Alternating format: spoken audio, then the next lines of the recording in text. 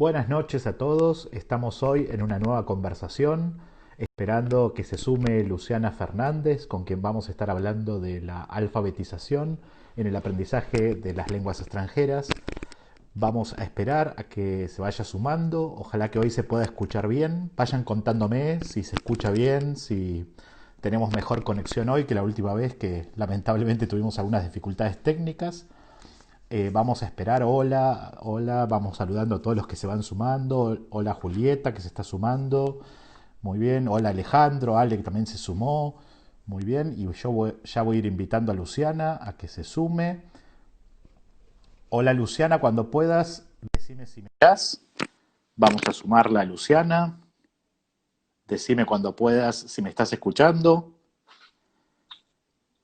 Hola Juan, ¿cómo andás? También lo saludo. Hola Lu, Hola Marian, ¿cómo andás? ¿Me escuchás bien? yo sí, ¿vos me escuchás bien? Te escucho perfecto. Hoy se escucha Ah, perfecto. bueno, qué Hola. suerte, Saludamos a Lucre también, que se acaba de sumar. Se está sumando mucha gente. qué Hola bueno. Laura, Laura Renard también se acaba de sumar. Sí, Bueno, primero que nada, Luciana, te quiero agradecer un montón por haber aceptado la invitación a charlar sobre alfabetización. no, muchas gracias a vos. Vos sabés que para mí es como un ritual los miércoles prepararme para escuchar a tus entrevistados, por lo cual es toda una experiencia para mí hoy prepararme para hacer la entrevistada. Te agradezco mucho la invitación, Mariano. No, por favor, por favor. Bueno, es una alegría, así que vamos a empezar. Y lo primero que te quería preguntar es, ¿cómo definís vos la alfabetización y dentro de qué paradigma te posicionás en torno a la alfabetización en la lengua extranjera? Bueno, qué buena primera pregunta, porque creo que alfabetización es una de las palabras que más utilizamos los profesionales de la educación y sin embargo no podemos dar por sentado que para todos signifique lo mismo. Inclusive podemos tener la palabra alfabetización, alfabetismo, letramento. Yo tengo una posición muy tomada hasta ahora Bien. y me posiciono en el paradigma de la cultura letrada, que me Ajá. parece súper interesante. Y esto tiene que ver con el conjunto de expresiones culturales que están ligados a la escritura y para lo cual es muy importante alfabetizarse en pos de comprenderlo como lectores y producirlo como escritores. Genial. Entonces, yo leí alguna vez, y son esas cosas que uno lee y le queda, que alfabetizar es formar a nuestros alumnos, a nuestras alumnas, como entendedores de aquello que leen y productores de texto de una manera crítica. Ajá. Y si lo pensamos de esta manera, entonces la alfabetización tiene que estar vista como un continuo, como un largo camino y complejo camino. Bien. O sea que Y no termina en primero o segundo grado de la escuela primaria. qué bueno que me digas esto, porque es lo que yo siento que muchas veces eh, se le atribuye a la palabra alfabetizar. Es muy común en un contexto escolar decir que Laurita se alfabetizó. Y Mm. cuando estamos diciendo que Laurita se alfabetizó, en realidad, ¿qué estamos queriendo decir? Y seguramente Laurita está en segundo grado, y lo que en realidad estamos queriendo decir es que Laurita ya decodifica y codifica. Mm. Palabras importantes aquí. Para mí alfabetizarse es un continuo, tiene etapas y las etapas se apoyan, en este continuo lo que sigue se apoya en lo anterior. Por lo cual también tengo que posicionarme en un paradigma de alfabetización emergente. Ajá. ¿Esto qué quiere decir? En contraposición algún paradigma previo que planteaba que los niños y las niñas había un punto en el que estaban cognitiva, física y emocionalmente listos para encarar la lectura y la escritura. En contraposición a esto, la alfabetización emergente dice, no, bueno, hay algunas habilidades previas, ¿sí? Se les dice, de hecho, habilidades de alfabetización emergente o prelectoras y preescritoras que se pueden desarrollar desde una edad muy temprana. Y volviendo a lo que me preguntabas, dónde me posicionaba, Ujú. bueno, yo tengo muy claro que dentro de un aula quiero alumnos y alumnas que tengan una lectura crítica y una escritura, lectura y escritura crítica. ¿Esto qué quiere decir? Que frente a lo que leen, se planteen, ¿esto quién lo escribió? Y el que lo escribió, ¿qué quiere hacer conmigo como lector? Esto entender que ningún texto es neutro, alguien lo escribió y tiene una intención para conmigo como lector. Esto que se llama la lectura crítica, y la voz de quién está en este texto y las voces de quienes no están en este texto. Para llegar a una lectura, a una comprensión tan profunda, creo yo, Mariano, que cae de maduro que hay algunas cosas que tienen que suceder antes. Claro, claro. Y lo que puntualmente veo yo es que muchas veces pretendemos esta profundidad de interacción para con el texto, e inclusive invitamos a nuestros alumnos y alumnas a que después hagan una respuesta escrita, y me pregunto en qué punto los hemos preparado para eso. Así que bueno, retomo dos palabras muy importantes. Sí. Decodificar y codificar. Súper importante. No es lo mismo que leer y escribir, pero sin embargo son muy importantes para leer y escribir. Bien, o sea que muchas veces se equipara el proceso de alfabetización a aprender a codificar y a decodificar. Pero, claro, vos ya estás alfabetizado, claro, estás alfabetizado, un niño está alfabetizado, un niño, una niña está alfabetizado porque ya codifica y decodifica.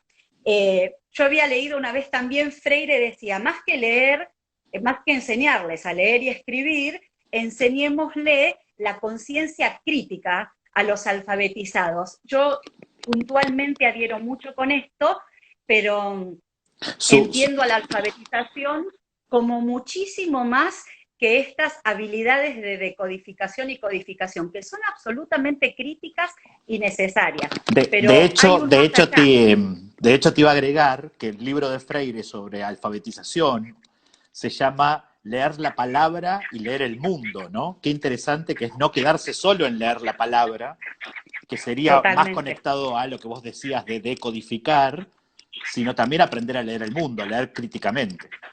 Bien. Claro, pero ¿cómo puedo, perdón, Marian, sí. redondear un poquito con esto? ¿Cómo puede un alumno, una alumna meterse de lleno en esta interacción tan rica que tiene que crearse entre el lector y el texto si ya hay una dificultad desde la decodificación? Claro, es previo. Nosotros necesitamos que ese lector o ese alumno lector, esa alumna lectora, ya se haya librado del esfuerzo de la decodificación para poder poner toda su energía en la comprensión, que creo que es otra de esas cosas de la que hablamos todos en el mundo de la educación, y no sé si todos entendemos lo mismo, por la tan nombrada comprensión lectora. Bien. Por ahí después lo podemos retomar. Me gustaría preguntarte en función de esto que dijiste, veo que existen algunas tensiones, evidentemente, en el campo de la alfabetización. Entonces te quería preguntar qué debates actuales se dan en torno a alfabetizar, sobre todo en una lengua extranjera. Sí, claro. Mira, no sé si son actuales, Mariano. Son debates. No, ¿por qué no? ¿Por qué creo que no son actuales? Porque creo que son los que existen por lo menos hace 26 años, que es el tiempo que tengo recorrido como profesora. ¿Qué debates existen?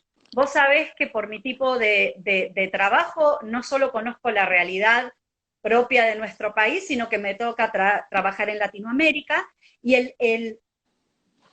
la primer duda que se genera es, primero esto, ¿qué es la alfabetización para los profesores de lenguas extranjeras?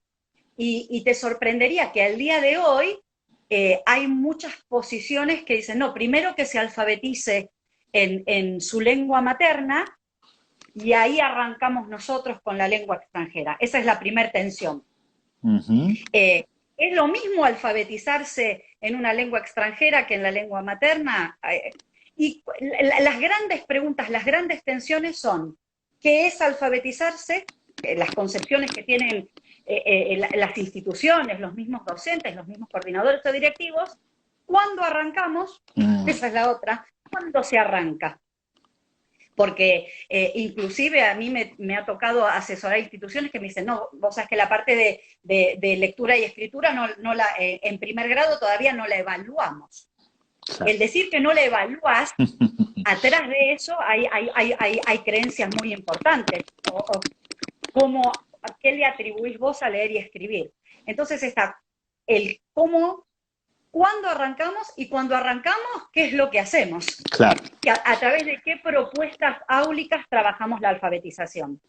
Y te sorprendería también que hay quienes, como profesores de lenguas extranjeras, también plantean que el tema de la alfabetización es de la lengua materna, yo me encargo de otras cuestiones. Particularmente, y lo digo desde mi lugar, desde lo que creo, lo que he estudiado, de mi experiencia, yo no puedo concebir la enseñanza de una lengua sin entenderse a un educador como un alfabetizador. Y una de las cosas que más me gusta sobre una vuelta al concepto de alfabetización es que si vos vas hasta el día de hoy a su definición de diccionario, estar alfabetizado es saber leer y escribir. Y para mí, no solamente para mí, pero bueno, ahora estoy hablando por mí, yo creo que es mucho más que eso e involucra a todo. Es sobre la oralidad, es sobre la escucha, es sobre la lectura, la escritura, es sobre el pensamiento, sobre la cultura, es una práctica social. Entonces es mucho más complejo que eso. Entonces los grandes debates tienen que ver con eso. Alfabetizamos, es lo mismo alfabetizar en la lengua materna, en la lengua extranjera, cuándo empezamos, cómo lo hacemos, esas son las grandes tensiones. ¿Y qué tensiones notás en cuanto a esto de cuándo empezar, digamos, y cómo lo resolvés vos desde tu visión eso? Bueno, frente a tu primera pregunta, yo te dije que creo mucho en este paradigma de la alfabetización emergente, por lo cual se sobreentiende que mi planteo tiene que ver con, hay algunas habilidades prelectoras y preescritoras, y se les dice pre porque no tienen que ver con la lectura y escritura convencional, sino que son habilidades que preparan para. Yo estoy posicionada en entender, y la verdad es que he tenido la posibilidad de trabajar en muchos contextos y verlo. Creo que hay habilidades emergentes de alfabetización, como por ejemplo la conciencia fonológica, que son predictores absolutos de una adquisición menos sufrida de la lectura y la escritura. Y cuando digo menos sufrida, es porque cuando yo hablo de conciencia fonológica hay mucha gente que me dice, ay, bueno, Luciana, pero uno aprendió a leer y a escribir y no sé si se hacían estas cosas. Bueno, sí, obviamente, pero decididamente el planteo de un desarrollo de conciencia fonológica previo hace que sea menos sufrido y que se llegue a un periodo sensible que hay en la alfabetización, Mariano, que son los 8 años de edad de los niños y niñas. Esta finalización de segundo grado, esto está planteado desde Asociación Internacional de Alfabetización. Lo que suceda en esos primeros 8 años de los niños y las niñas hace una base muy importante para algo como la lectura y la escritura que atraviesa todo en la escuela, ¿no? Yo, como digo siempre, en estas cuestiones de lengua somos todos. No es que se lo atribuimos al de o a la de lengua. Nombraste la conciencia fonológica y por ahí no todos los que nos están escuchando saben lo que es. ¿Podrías explicarnos qué es? ¿Ahondar en eso? Sí, claro.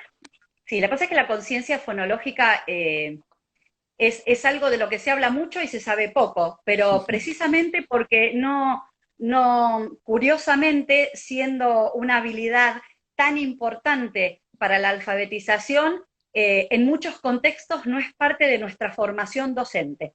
Si yo tuviera que explicarlo de una manera muy sencilla, la conciencia fonológica es el entendimiento de que el lenguaje hablado tiene una estructura, ¿sí? Como yo siempre lo explico, la manera más fácil es decir, Bueno, es pasar de oír a escuchar, que no es lo mismo, ¿no? Yo siempre digo, bueno, soy madre de adolescentes. Cuando uno dice, ¿me estás escuchando? ¿Qué quiere decir? Tengo la sensación de que me están oyendo más que escuchando. Claro. Escuchar que conlleva prestar atención, discriminar, comprender y entender que el lenguaje hablado, que parece un bla, bla, bla, bla, bla, que no tiene ni principio ni final, tiene una estructura. Y la conciencia fonológica es entender que, bueno, este lenguaje hablado se compone de oraciones y las oraciones se componen de palabras. Hay inclusive expertos que dicen la verdadera conciencia fonológica empieza en el escuchar adentro de la palabra. Esa palabra que si la empiezo a segmentar en sus unidades, la puedo segmentar en sílabas, puedo encontrar que las palabras tienen rima, sí, que no siempre es una sílaba, sino que a veces es una sílaba y parte de la otra, hasta llegar a su componente más pequeño, que es el fonema o el sonido. Esto quiere decir, aquel que ya sabe que cat es a, llegó a su estructura mínima, que es el fonema, y ahí es donde decimos que un niño, una niña tiene conciencia del sonido o conciencia fonémica. Pero antes de eso, hablamos de conciencia léxica, entender a la palabra como una entidad, conciencia silábica y conciencia de rima. Todo este trabajo, hecho desde edades muy tempranas y por supuesto en un contexto lúdico, sin olvidarnos que son niños y niñas muy pequeños que aprenden a través del juego, prepara a estos niños y niñas para encarar el aprendizaje convencional de la lectura y la escritura. Como no tenemos muy claro muchas veces qué es lo que tenemos que hacer, el cuándo, esto que me decías vos, el cuándo, estas tensiones, cuándo, cómo, y a partir de qué momento, depende dónde está posicionado cada profesor o profesora de lengua extranjera, cada profesional de la educación, que se empiece antes, después, o inclusive que se espere que un niño salga de nivel inicial leyendo y escribiendo. Entonces, ¿qué pasa? Entramos en dos situaciones. O los esperamos y decimos, ya lo va a adquirir, y tiene 16 y todavía estamos esperando que adquiera. Y bueno, nos reímos, pero todavía tenemos alumnos de edad avanzada que tienen lucha con la decodificación. O empezamos a poner presión sobre niños y niñas cuando en realidad todavía tienen tiempo. Entonces, cuando hablamos de niños y niñas en edad de nivel inicial, nosotros tenemos que saber, como profesores de lenguas extranjeras, que ese niño está en pleno desarrollo de algo que se llama principio alfabético. Y esto es muy importante que lo diga Mariano. Principio alfabético es aquel niño o niña que ya sabe que las palabras están formadas por sonido, ahora va a aprender que para esos sonidos hay representaciones grafémicas, o sea, letras que los representan. Bien. Si yo soy profesor de lengua extranjera, tengo que preguntarme qué edad tienen mis alumnos y mis alumnas. ¿Estoy enseñándole una lengua extranjera a un niño en nivel inicial? Bueno, pues ese niño está en pleno desarrollo del principio alfabético. No es lo mismo para aquel profesor de lenguas extranjeras que le enseña a alumnos más grandes que ya traen principio alfabético. Claro. Ellos ya saben que para los sonidos hay correspondencias. Lo que tendrán que aprender son las correspondencias propias para esa lengua. Luciana, nos pregunta Federico Álvarez si Phonics puede servir para esto de lo que vos estás hablando. Bueno, Phonics es esto. Ajá. Phonics es exactamente esto. Es enseñar la correspondencia sonido-letra. Y acá es una excelente pregunta y me voy a tomar un tiempito para hablar de Phonics. Muy bien, dale. Phonics tiene lo aman o tiene sus ni me hables de Phonics. No hay grises acá. Entonces, tenemos que comprender un poquitito qué es Phonics. Y si me retrotraigo yo a mi momento de aprender a leer y escribir, a mí me decían que para escribir cualquier palabra, yo estoy segura que muchos de los que nos están escuchando me decían, a mí me pasaba lo mismo. Vos querías escribir algo y te decían, sí, es la G, la A, la T, poné la M, la S. Y hubo algún punto en la educación en que nos dijeron, no, basta, no digas el nombre de las letras. Ahora le tenés que decir la M, la S, la K y la T. Y acá quiero hacer un parate absoluto.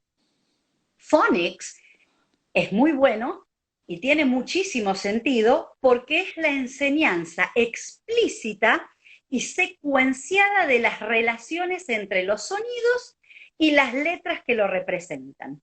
En el caso de nuestra lengua materna, corremos con un poco de ventaja porque es una lengua transparente. ¿Esto qué quiere decir? Es transparente en el sentido de que casa tiene 4 sonidos y va a tener 4 letras.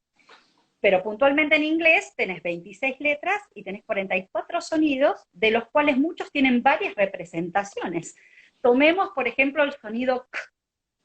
Puede ser C, puede ser K, puede ser CK, puede ser CH, como en chemistry, por ejemplo. Al haber tantas representaciones, porque es una lengua opaca, phonics, por supuesto que es súper útil. Algo que quiero aclarar es que Jolly Phonics es un producto comercial, ¿sí? Hay muchos productos comerciales que trabajan con phonics y te vas a dar cuenta que cada uno tiene su secuencia, ¿sí? Yendo de correspondencias 1 a 1, por ejemplo, sonido representado por la C, a representaciones 1-2, los dígrafos, por ejemplo, ¿sí? A empezar a correspondencias un poquitito más complejas. Phonics es muy importante como habilidad para la decodificación, pero no es lo único, es una pieza del rompecabezas. Y te voy a mencionar por qué. Mucho de lo que los niños y niñas empiezan a leer se compone de, a esto seguramente lo habrán escuchado, de palabras de alta frecuencia. Las tiene todo idioma las tiene. Y como el nombre bien dice, son esas palabras que aparecen frecuentemente en los textos. De hecho, más del 60% de lo que encaramos en un texto siempre son palabras de alta frecuencia. Entonces no las estamos decodificando, sino que las estamos reconociendo de manera visual. Entonces, un buen equilibrio en un abordaje para la decodificación es traer al aula de lenguas extranjeras definitivamente phonics, una vez que haya conciencia del sonido, Mariano, porque ¿qué son las letras si no son las representaciones gráficas de los sonidos? Si yo tengo un niño o una niña que todavía no tiene desarrollada la conciencia del sonido, traerle las letras es un sinsentido. Claro. Entonces, la conciencia fonológica, llegando a su nivel más complejo, que es la conciencia fonémica, ese niño que ya tiene conciencia del sonido, ahora aprende que con phonics, para los sonidos, hay representaciones, y lo hace de manera secuenciada. Eso, sumado a un trabajo sistemático de reconocimiento, las palabras de alta frecuencia, muchas de ellas son decodificables. Si son decodificables, phonics me sirve, pero adivina qué, la gran mayoría son no decodificables. Claro. Entonces, ¿esto qué quiere decir? Esto equivale a phonics acá no te ayuda. ¿Qué te va a ayudar? Reconocimiento visual, por eso se le dice sight words. Son palabras que uno reconoce de manera visual. Esto es un recorrido para la decodificación. Así como está Jolly Phonics, hay un montón de otros productos. Yo particularmente en la formación de profesores de lenguas extranjeras, les enseño qué es phonics, para qué sirve, cómo se puede secuenciar y cada uno decidirá. Porque me parece que un entendimiento de qué es phonics, para qué sirve, de qué manera se trabaja, hará que yo como profesor de lenguas extranjeras pueda escoger el material o generarlo yo mismo. A ver, Luciana, si entendí. Sería como una herramienta para tu caja de herramientas didácticas, que la podés utilizar cuando lo crees necesario, pero me quedó claro que vos dijiste que es una porcioncita nada más de, digamos, lo que se podría hacer. Y, digamos, yo entonces te hago esta pregunta, ¿no podría yo enseñar un curso de lengua extranjera en los grados más bajos de la primaria solo con phonics? No, claro. No, de hecho, la propuesta siempre desde los expertos es tenés que trabajarlo de manera rutinaria, porque esto tampoco es, hoy me dieron ganas de hacer phonics, claro, y lo retomo dentro de 3 meses. Tiene que tener una rutina, y tiene que ser una rutina breve. Ujú. Una rutina breve, de hecho, está bueno venir y presentar el sonido, su representación, hacerlo de manera lúdica, atractiva, porque estamos hablando de los grados en los que los niños todavía su atención, eh, Ujú. aprenden a través del juego. De hecho, todo producto comercial que trabaje con phonics presenta las canciones con aliteración, repetir por eso, hay veces en las capacitaciones me dicen los profesores, ahora entendí por qué canto, porque esta aliteración, y a veces inclusive, Mariano, es muy importante que después de esta rutina haya una instancia mayor que es la de la aplicación. Claro. Esto que estuvimos aprendiendo, ¿dónde aplica? ¿Para qué me sirve? Y eso ha sido una de las críticas más grandes que ha tenido Phonics, porque en muchos contextos áulicos se trabajaba con Phonics, pero después no había una instancia de aplicación, que Sí. es tratar de leer un texto Contextualización. decodificar, Claro. tal cual, tal cual. Luciana, y te pregunto lo siguiente, porque alguien lo mencionó, viste que los libros de inglés muchas veces traen el alfabeto al principio, y como que los alumnos cantan el alfabeto. Me gustó esa pregunta que hizo alguien del público. ¿Qué te parece eso? Bueno, lo que pasa que esto es lo que te decía yo antes. Hubo un momento en el que era todo el alfabeto, ¿te acordás? Yo Sí, sí, sí. particularmente soy de la generación del A, Sí. B, C, D, y de repente en algún momento estas cosas que suceden, pasa que alguien te dice, no, basta del abecedario, ahora es todo con los sonidos. No, no, no, el abecedario es otra cosa y es otra de las piezas de este rompecabezas tan complejo que es la alfabetización. Por lo cual, enseñarle a los niños y a las niñas el nombre de las letras no es ningún pecado, vamos a estar bien, hay que enseñarles. Entonces, la idea es, este sonido que yo percibo, que es el sonido lo representa la letra M o ¿sí? Entonces, tiene un nombre la letra y eso es otro componente. No tiene nada de malo enseñarles el abecedario y de hecho hay que enseñarlo, Bien, ¿sí? bien. Y hay que tenerlo en el aula. Y otra de las preguntas que no sé si habrá surgido, pero por las dudas la anticipo, a veces me preguntan, ¿cómo hacemos con el abecedario?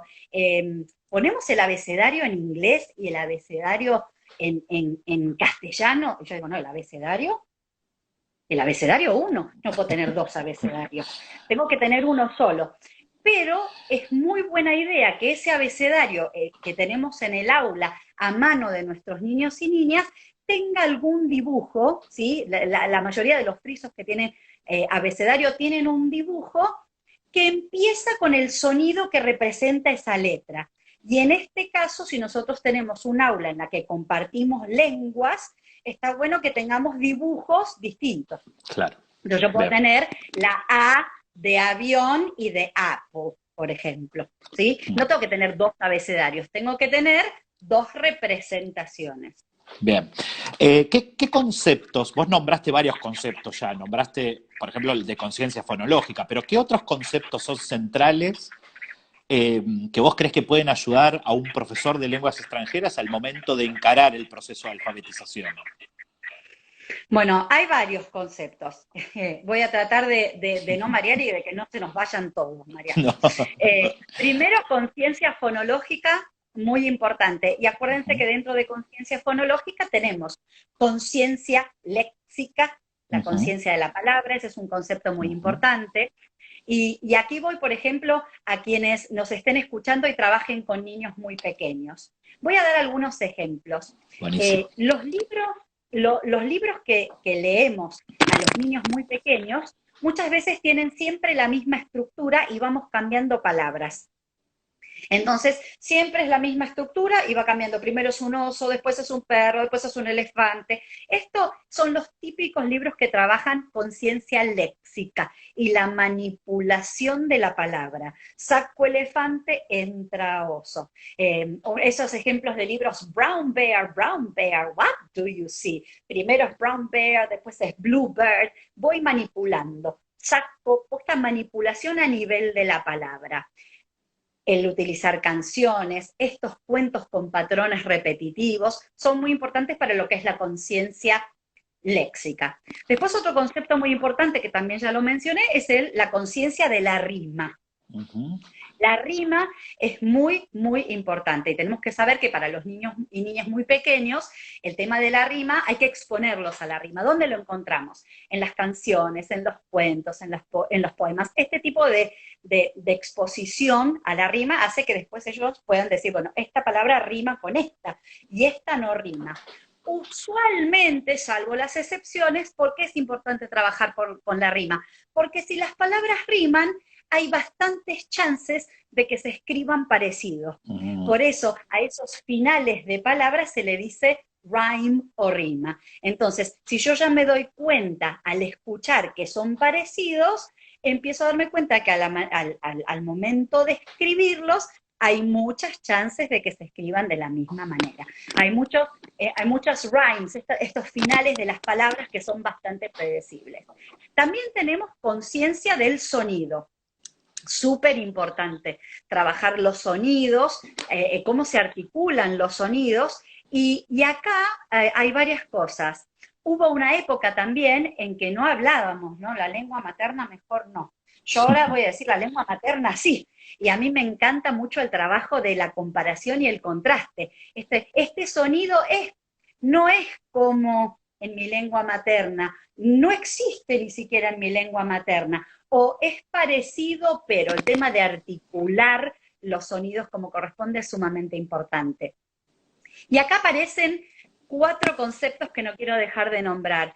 La segmentación, la unión, el borrado y la sustitución. Son las 4 habilidades de manipulación que están escondidas atrás de todas las actividades de decodificación y codificación. Te voy a dar un ejemplo. Un niño o una niña que tiene que aprender a escribir, a codificar una palabra, ¿qué hace para codificar la palabra? Bueno, yo quiero escribir dog. Entonces, ¿qué hace?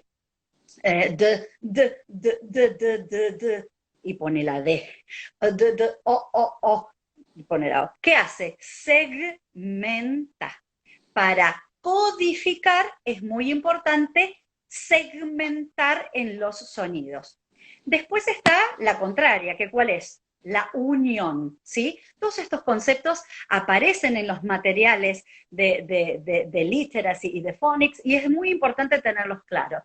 Imagínate un niño o una niña que está empezando a decodificar, Mariano, los invito a todos.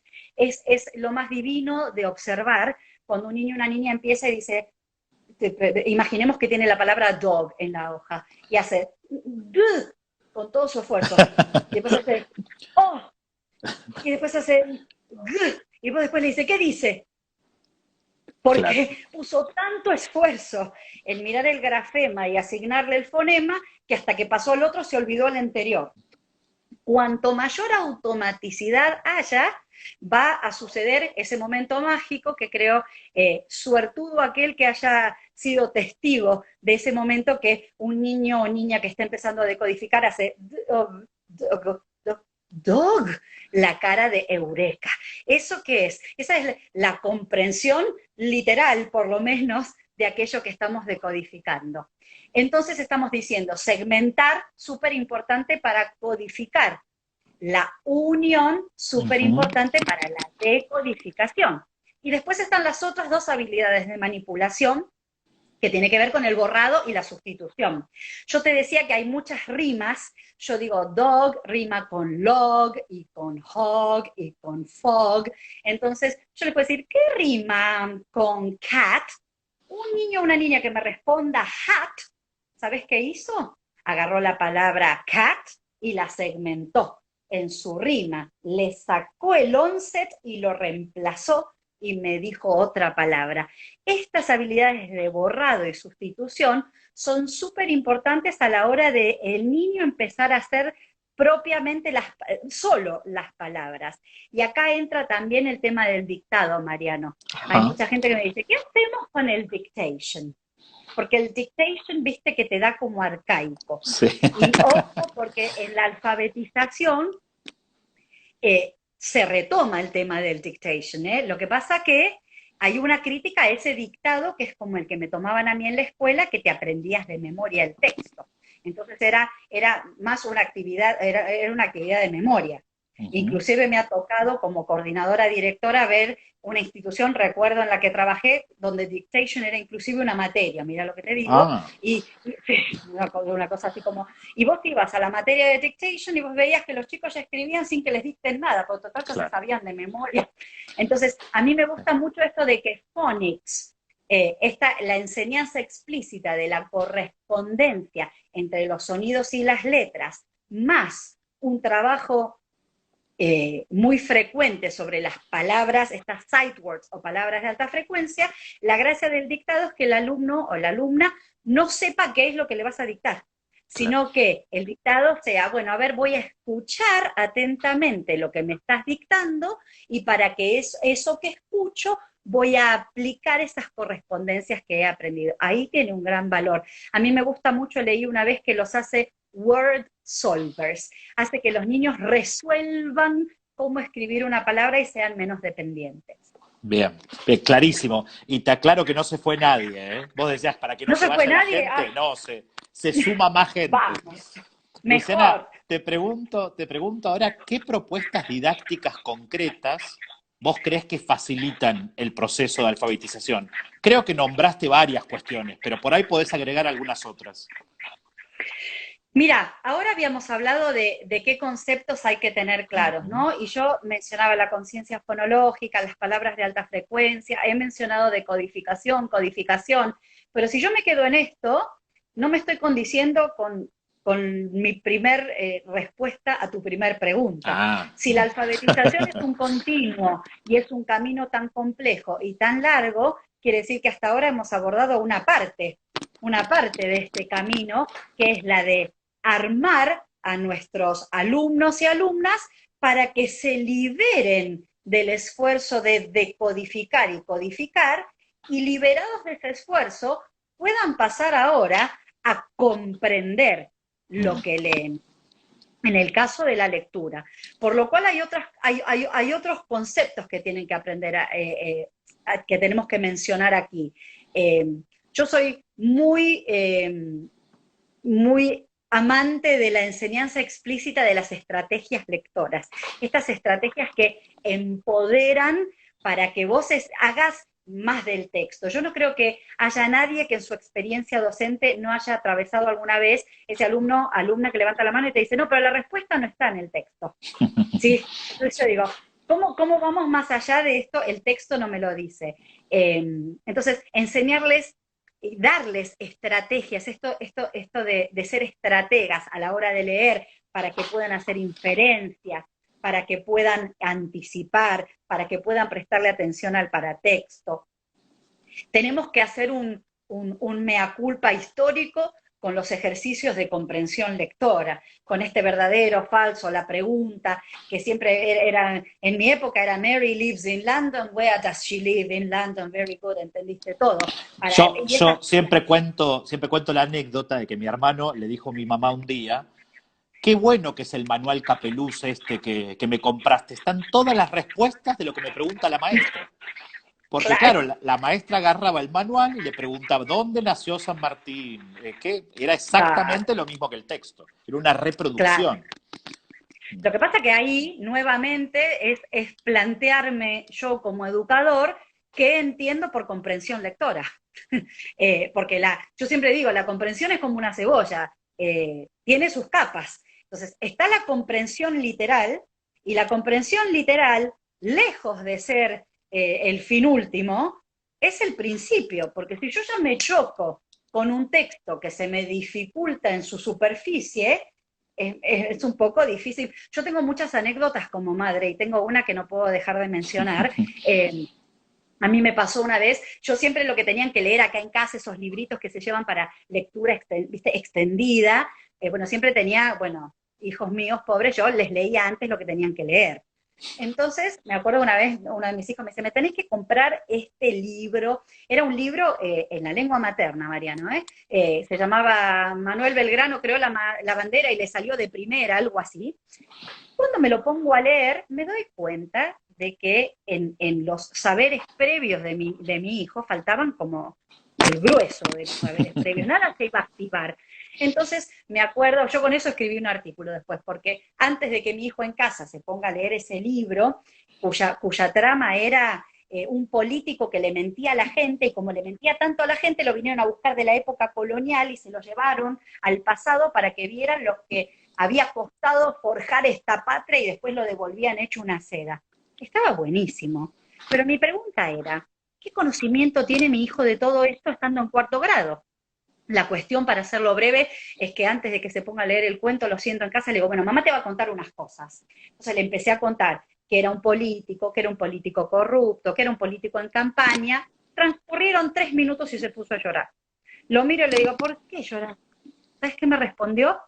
Me dijo, mamá, no hay que hacer esto, solo tengo que leer el libro. Esa Claro. respuesta me pareció fantástica, porque ¿qué me estaba diciendo? A mí déjame tranquilo que yo te lo decodifico de pe a pa y ahí me quedo. Yo qué quería, que él tuviera algún saber previo que a la hora de ir en profundidad le permitiera hacer conexiones. Entonces, esto nos tiene que hacernos plantear que existe la comprensión literal, la apreciativa, la crítica, esa de, bueno, ¿y qué? Si vos hubieras estado en el lugar del personaje, para que todo eso suceda, yo necesito un niño, una niña que se esté liberado de este esfuerzo de decodificar. Y para la codificación, Mariano, es lo mismo. Antes de que un alumno escriba para expresarse en respuesta a lo que está aprendiendo, antes se tiene que haber liberado, y te voy a mencionar otras cosas. Vuelta a la grafomotricidad. Tenemos niños que escriben 2 palabras y ya hacen porque tienen una mano agotada. Yo necesito una memoria de trazo, necesito, si tienen que escribir un tipo de texto, que primero lo hayan comprendido ese género como lectores. Entonces, es muy difícil, te darás cuenta en el espacio que tenemos, o espero por lo menos que sea la conclusión de todos hoy, que alfabetizarse se compone de tantas piezas y de tantas cosas, pero la buena noticia es que muchas son troncales. ¿Esto qué quiere decir? Un niño o una niña que tiene principio alfabético lo va a tener para la lengua materna y para la lengua extranjera y para cualquier otra lengua. La conciencia fonológica es conciencia fonológica. Después la relación sonido-letras será De según cada la lengua. lengua, por supuesto. Por lo cual hay tantas cosas que son troncales y universales que abordadas en manera conjunta entre todos quienes trabajamos con los niños, bienvenido sea. Y después hay cosas que son más propias de cada lengua y que cada uno tendrá que abordar. Luciana, ¿y qué rol cumplen los materiales en todo esto y los recursos que uno tiene en el aula? ¿Cómo pueden colaborar esos recursos para la alfabetización? Los recursos son todo. Mm. Los recursos, los recursos se eligen, se utilizan en base a todos estos conocimientos. Por lo cual, si yo entiendo en qué parte de este continuo de alfabetización están mis alumnos, mis alumnas, voy a tener que traer al aula propuestas para atender a esa parte del continuo de alfabetización. Y tenemos que también entender, por ejemplo, si yo trabajo con un niño o una niña de nivel inicial, hay cosas que tengo que hacer en pos de su codificación y decodificación autónoma, pero después, cuando yo les lea en voz alta, trabajo esta comprensión más allá del literal. Total, el alumno, ese niño o niña no está haciendo esfuerzo ahí de decodificar, sino que está haciendo un oyente. La importancia de leerle en voz alta, de modelar las conductas lectoras y escritoras. Hay tanto. Yo después, si a vos te interesa, Mariano, podemos compartir este material, porque Sí, sí, por realmente supuesto. para nosotros, profesores de lenguas extranjeras, hay mucho de literacy, pero que no sé si aplica tanto a nuestros contextos. Nosotros tenemos un contexto muy particular de alfabetización. Yo siempre trabajo mucho con profesores de lengua extranjera para que sean generadores de Ujú. propuestas alfabetizadoras un poquitito más contextualizadas, más teniendo en cuenta, yo creo que los textos que traigamos, no hay ningún texto que uno lea porque sí, ni tampoco le pido a un alumno que escriba porque sí, está dado dentro de un contexto. Mismo con las palabras de alta frecuencia. Sí, hay listas en internet de palabras de alta frecuencia, sí, están la de Deutsch, la de Frey, pero yo siempre le digo a los profesores y profesoras de lengua extranjera, las palabras de alta frecuencia son las que de tu trabajo, las que vos estás en una unidad, en un proyecto, esas son las palabras, las que usan esos niños y niñas en esa comunidad, las que les son interesantes. Esas son las palabras que van a estar en los textos. Por eso yo Ujú. hablaba de este elemento cultural que es tan importante. No sé si Bien. me quedó No, algo por no, no, responder. perfecto, clarísimo, clarísimo, quedó clarísimo. Luciana, me gustaría, porque ya nos quedan unos pocos minutos, me gustaría si podés retomar, digamos, todo lo que fuimos charlando hoy, que me pareció interesantísimo, y puedas elegir aquellos conceptos con los que te gustaría que la gente se quede hoy, o aquellas ideas que te gustaría que la gente se lleve hoy de la conversación. Bueno, es tan difícil redondear y ahora cuando me dijiste que quedan pocos minutos, No, dije, podés agregar lo que todo lo, quieras también, podés agregar lo que todo lo que quieras. queda ahora. Pero no, bueno, me parece que haciendo un cierre, vuelvo a este ver a la alfabetización como algo mucho más que hay ya de codifica y codifica. La alfabetización es sumamente compleja. Tiene que ver con leer y escribir, pero la base fundamental para la lectura y la escritura es la oralidad y la escucha. A mí me gusta mucho este reversionar la palabra alfabetización y que no sea ya solamente para leer y escribir, sino que conlleve hablar, escuchar, leer, escribir, pensar, socializar, discutir, ser crítico. Entonces, cuando se amplía tanto el concepto, es donde uno entiende que hay tantas cosas que abordar. Alfabetizar a los niños y a las niñas en las lenguas extranjeras es mucho más que phonics. Phonics, dale, porque realmente un niño que ya tiene conciencia del sonido, que aprenda de manera secuenciada las letras o conjuntos de letras que lo representan, fantástico. Las palabras frecuentes, plantéese cada uno como profesor de lengua extranjera cuáles son las palabras que van a estar en los textos que vamos a estar leyendo y las palabras que va a necesitar este niño o niña en la producción propia de sus textos. Y sobre todo, generemos un interés y hagamos un trabajo para que la lectura crítica y la escritura crítica no sean una práctica nada más que escolar, sino que sean una práctica para la vida. Me parece que falta tanto de esto y frente a una generación de alumnos que tiene tanto acceso a textos e información, es sumamente importante que puedan al texto, a mí me gusta mucho este concepto de la lectura resistirse, ¿no? Ser un, no, no lo voy a comprar. La A lectura ver esto, ¿quién lo resistente. dice? Ay, me encanta, me encanta. Creo que la primera vez que lo leí dije, de esto se trata.